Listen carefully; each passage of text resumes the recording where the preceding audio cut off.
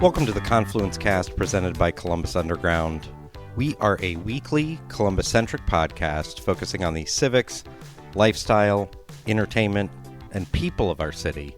I'm your host, Tim Fulton. This week, the city's transit system is going through a transformation. At least that's the intention.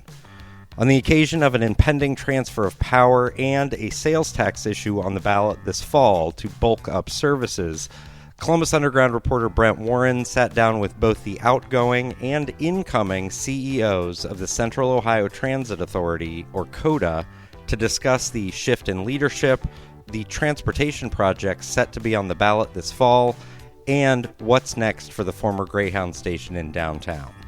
You can get more information on what we discussed today in the show notes for this episode at theconfluencecast.com. Enjoy the interview. I'm here with Joanna Pinkerton, President and CEO of the Central Ohio Transit Authority, and Monica Tejas-Fowler, Deputy CEO.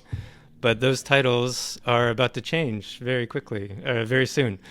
And that's kind of where I wanted to start today, if you guys don't mind. Joanna, can you tell us a little bit about what's happened in the last month and what you plan for your future? Sure. Thanks, Brett, for the question. We can't help but be all smiles. It's a great question. We're feeling really good. I did announce to the Board of Trustees and the community that I'll be departing COTA. My last day is May 6th officially. And just recently, the Board of Trustees last week in a special meeting met, and they unanimously offered, and I believe she accepted. I did. Thumbs up.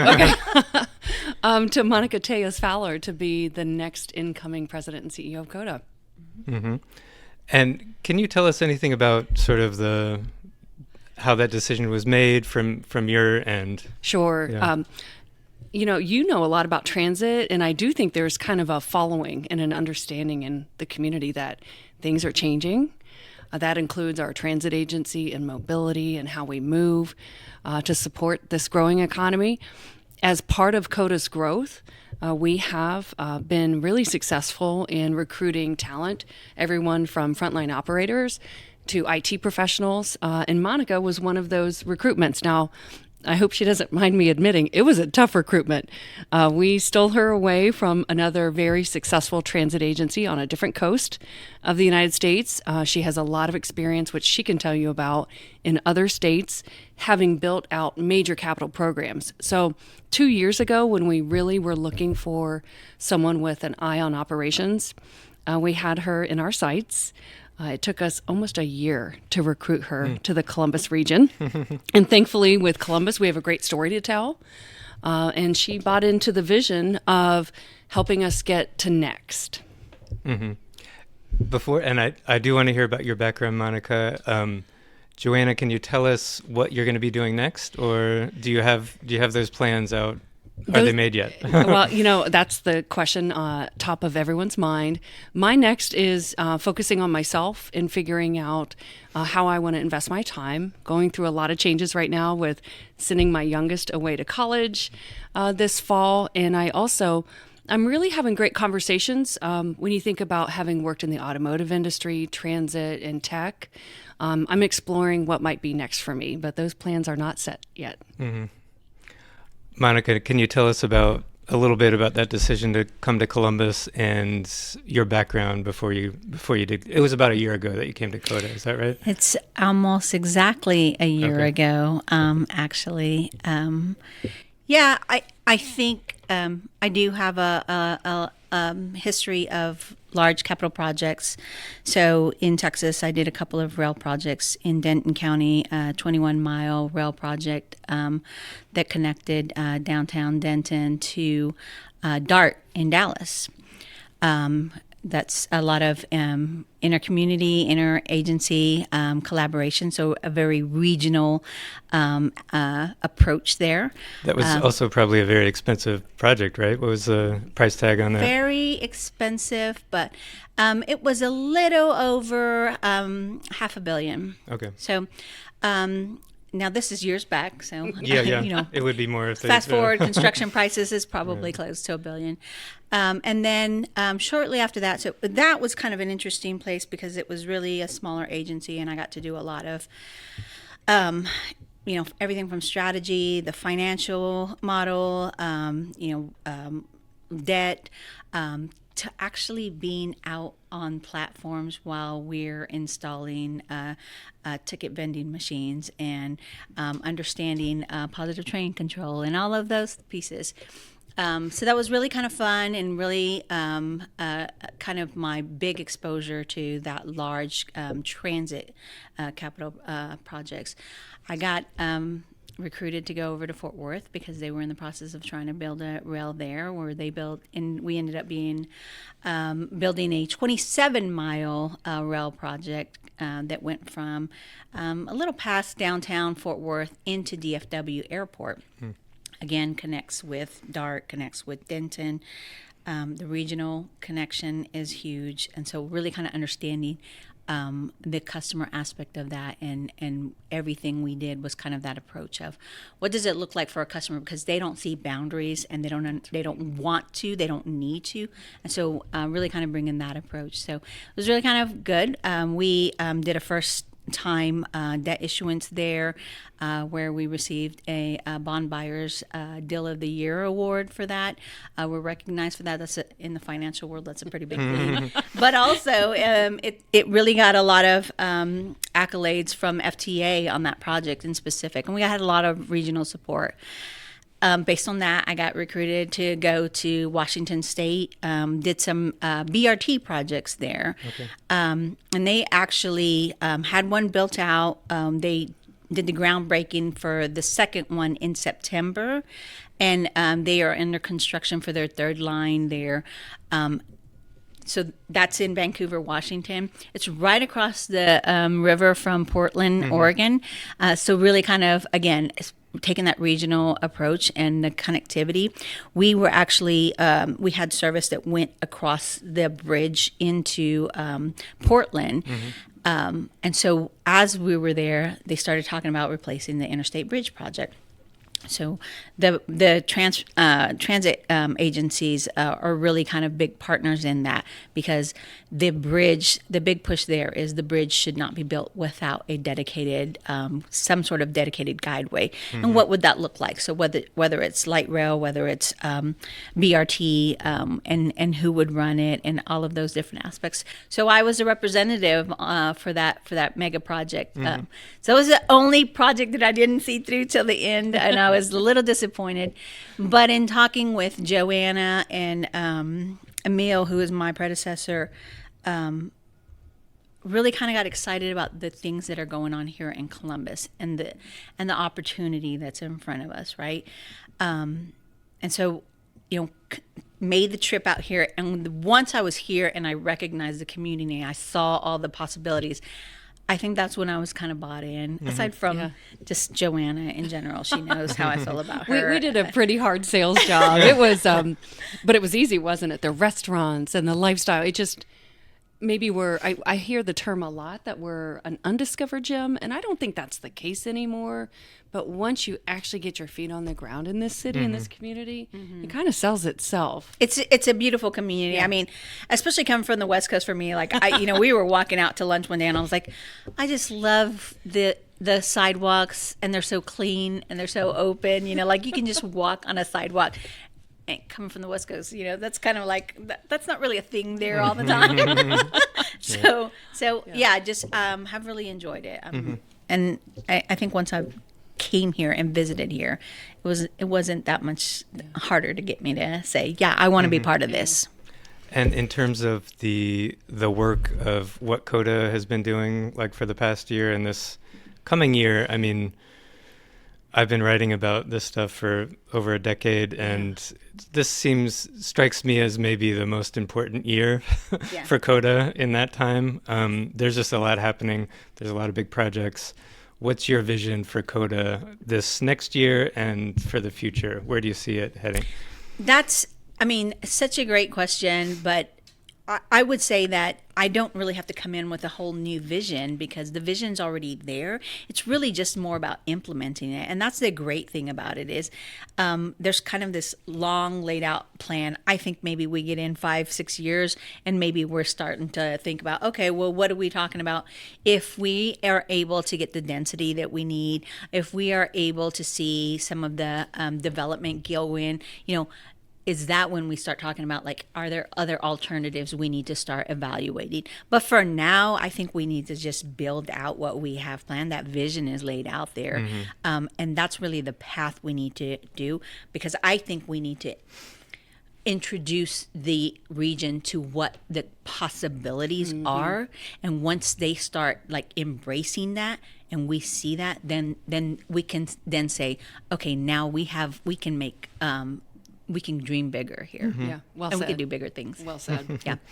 And I don't think we've mentioned it by name, but Link Us is the name of sort of that big vision, and the plan is to go to voters in November for a sales tax increase, and a lot of that vision involves building out bus rapid transit, BRT corridors. There's also improvements to existing service and bike and pedestrian improvements, all of that we've been covering. One of the comments, I know you all have seen this, that we get, and you mentioned rail already, but there's a whole subset of people who when they hear you talk about BRT, all they can think is, it's not rail. That's not exciting.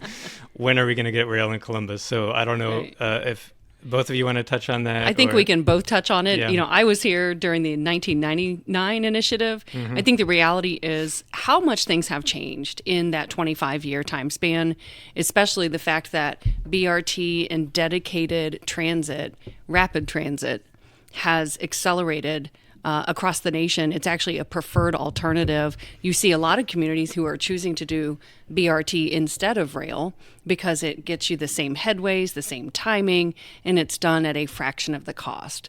And so Columbus's big idea and the region's big idea is, how do we connect as many communities and create as much opportunity so you can build 4 or 5 different corridors, which is what the current plan is. Now, that does not rule out that maybe one of those corridors, if necessary, depending on the engineering stuff I'm not going to get into today, might be rail, but we can see the same performance out of rapid transit. It's also what the federal government is funding, and the entire Link Us model is really based upon us bringing home almost $1 billion from the federal government by leveraging our local sales tax. So that half a penny that voters get to decide on in November could leverage so much money from the feds where they're investing right now. Yeah, I think that's exactly it, right? And which is why I kind of talked about, is like we have to introduce this concept of this regional transit to the community first, and they have to embrace it, and that means density, built-in density, the economic development that typically goes around, that you see around these types of projects. Once that happens, once they understand it, we may become more competitive so that we can leverage our funding, so that we can receive federal funding to help build out some, whether it's light rail or whatever in the case. I think you have to choose what's right for the community, and what I'll say is, bus rapid transit is it's fast, it's efficient, and it's a sixth of the cost of light rail. Right. And so it's affordable, and it makes it the right choice for us right now. It doesn't mean that we're that's going to be it forever, but it is the right choice now. Right. And one of the things I know people have talked about with the Link Us plan is that it's not a single line where everybody else kind of misses out. It's kind of lines all over the region. Is that a good way to describe it? Yeah, that's I do like that you're tiptoeing into a really important conversation, so I'm going to run with that, if you'll let me. Sure. The reality is we have 5 corridors planned, and then sometimes the question is, what if I'm not on a corridor? And the reality is it also includes, that funding would cover a 45% increase in our existing local bus network. That's significant. That is huge. And I was going to ask about that because, I'm a regular bus rider. So and I know a lot of people, when they hear about these big plans, they're like, well, I ride the bus every day. How is this going to help me? That's right. And if I'm not on one of those corridors. So what does that, I mean, I've heard people talk about potentially 24-hour service. Is that? So that 45% increase, that's like a financial number. The beautiful thing about LinkUs is it's really community-based. As you've been covering it for the last few years, the feedback from the neighborhoods, from employers to say, this is the type of service we need. So you can add those hours maybe at the end of shift, like later nights, 1 a.m., 2 a.m., maybe it's 24 hours in certain neighborhoods. In addition to the additional bus service, you mentioned sidewalks, bikeways, road improvements. This is the first time ever in the state's history that we would also be building supportive infrastructure. So when you get off of transit, you need a sidewalk, you need a street light, you need a safe place to land to finish your journey. And all of that is part of the program to build out connections between communities. So you may not have a corridor coming through your community. You might be surprised at the bikeway or the sidewalk that gets built in your community to connect you to transit very easily. I'll add the COTA Plus zones, because that will be something that we can launch pretty quickly. And we have communities right now that maybe it's going to take a while to get those sidewalks done. Maybe it's going to take a while, but we need to connect them to a larger system. That COTA Plus zones allows us to do that, whether it's, unsafe because of sidewalks or lighting, or there's just not close to any lines, right? We can accomplish that with those COTA Plus zones. And that, just in case people don't know what COTA Plus is, that's our on-demand service. Yeah. So you call up and it works. A van will come right to you, basically. You can call up. We also have an app. So I just want to say microtransit. So Uber, Lyft, it works very similar to that. And it's just quick, but it also has some mobility options so that people with challenges can also use the service. Yeah, I want to point out that the two largest growing groups of people in our community, so the aging community and the younger community, so under 20, they are the two biggest users of COTA Plus.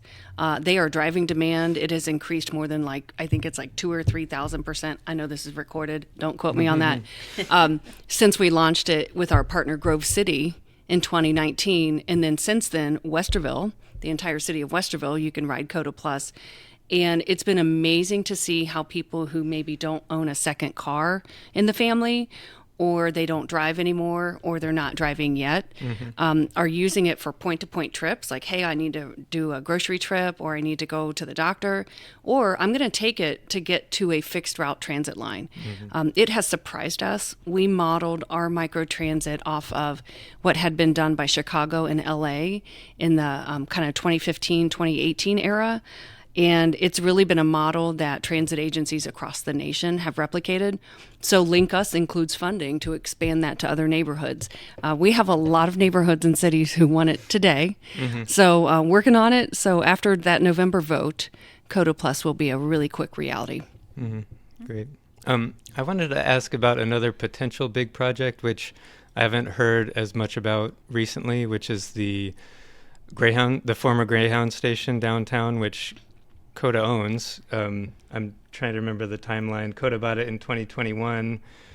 Greyhound for a while was operating downtown out of the COTA bus terminal at the Columbus Commons parking garage. That's and right. Then now they've since moved way out to the west side, and there's been all kinds of issues with that move. But the whole time COTA has held on to this piece of what's really, I also write about development, so that's a very prime piece of real estate right in the middle of downtown. That's right. What can you tell me about COTA's plans for that piece of real estate? Well, I can talk about the genesis and then pass it over to you if you'd like. But that was really an important part of our board's vision for what the future looks like.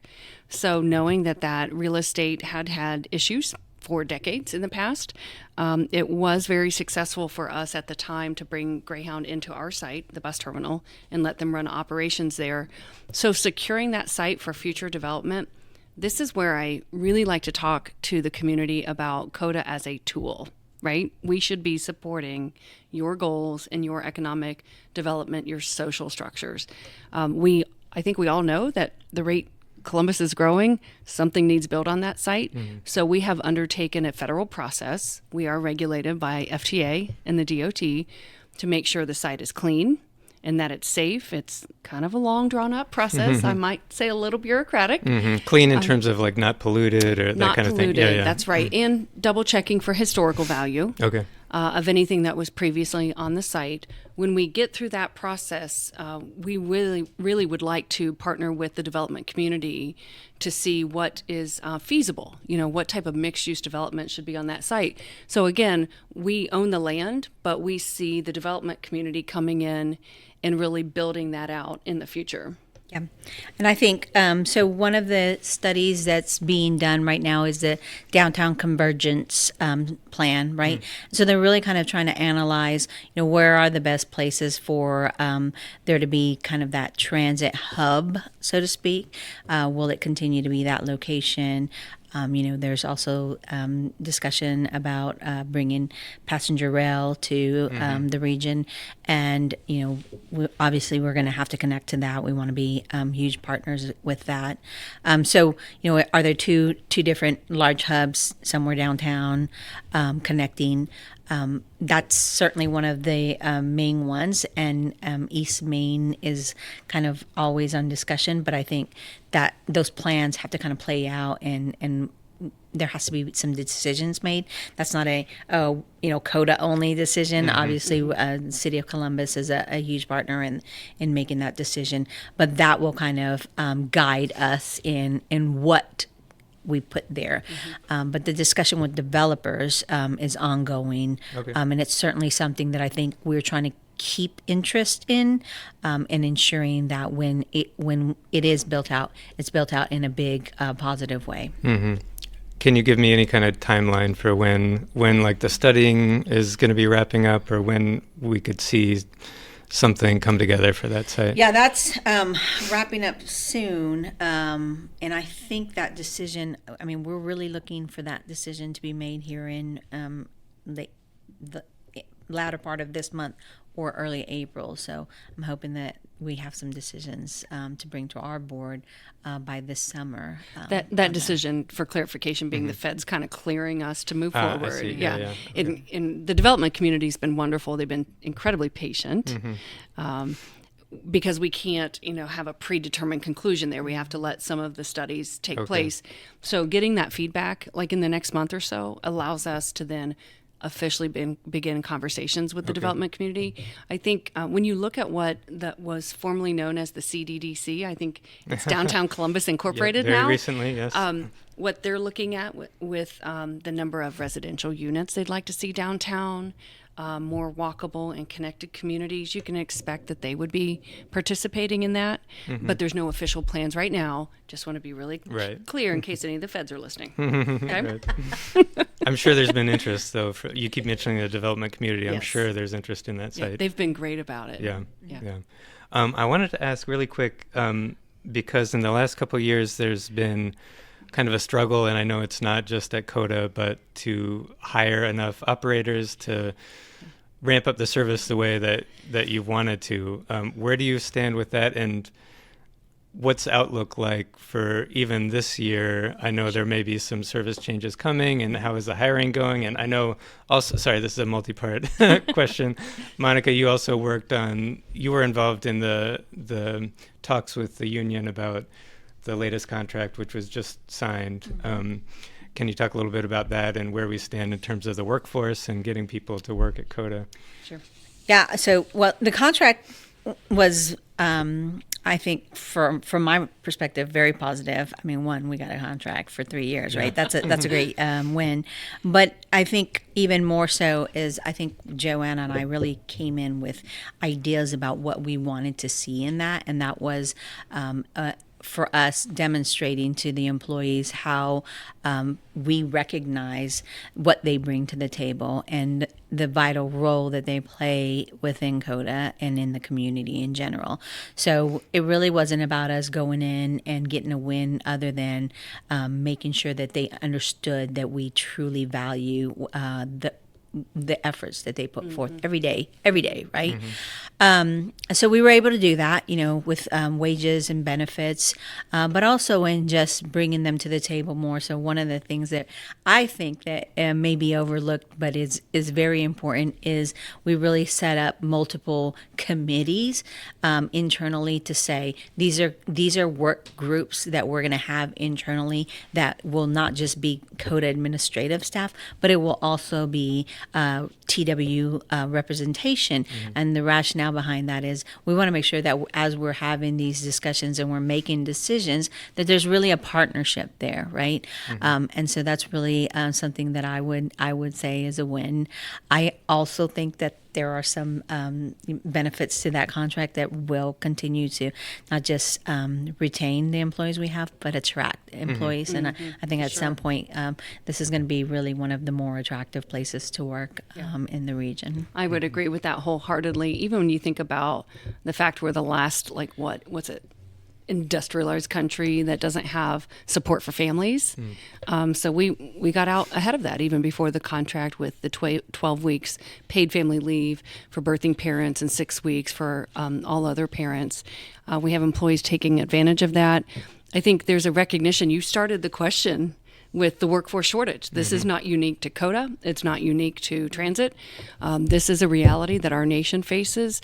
So looking at what really is important to people who want to maybe work a couple years or 5 years or 10 or 30, you're welcome to stay for 30, but adapting our business practices to accommodate the new lifestyles. A lot of that's written into that contract that Monica helped orchestrate, and that's a first for us. And I'd like to think of things as a win moving forward only when everybody's like, okay, there's something in here for me. It's not a management win. I don't believe in that type of mentality. It's what works well for people. So I think it's a beginning. It's not the end, but it's a really good start. And the reality is we all are going to have to figure out how to be more efficient at work when there's a workforce shortage that doesn't have a foreseeable end. Right.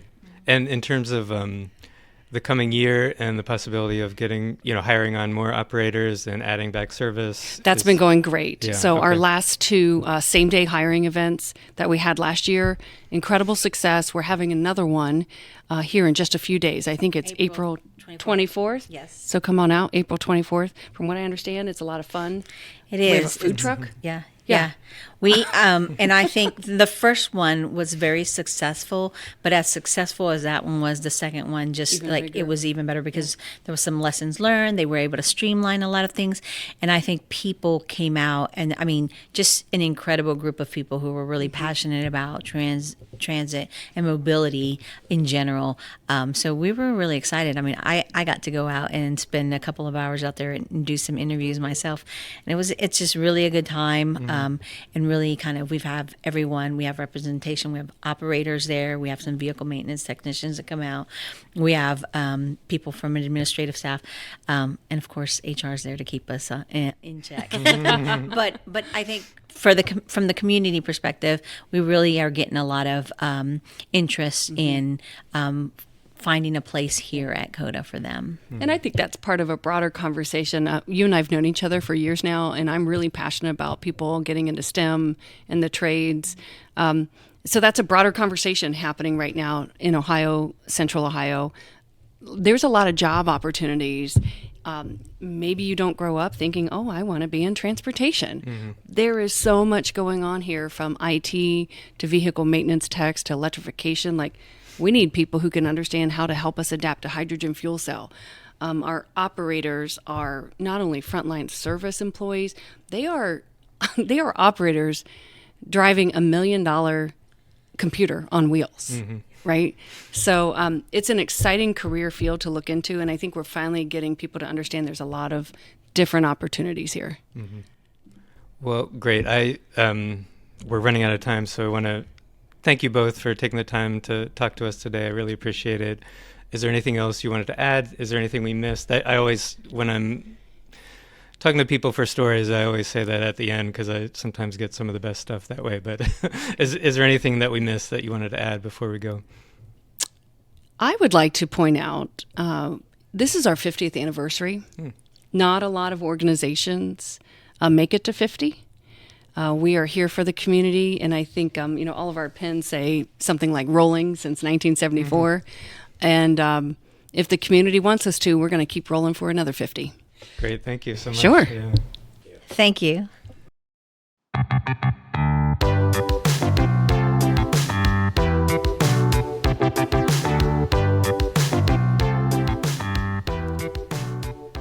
Thank you for listening to the Confluence Cast presented by Columbus Underground. Again, you can get more information on what we discussed today in the show notes for this episode at theconfluencecast.com.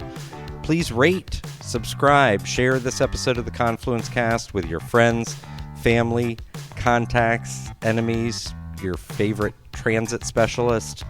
If you're interested in sponsoring the Confluence Cast, get in touch with us. We can be reached by email at info@theconfluencecast.com. Our theme music was composed by Benji Robinson. Our producer is Philip Cogley. I'm your host, Tim Fulton. Have a great week.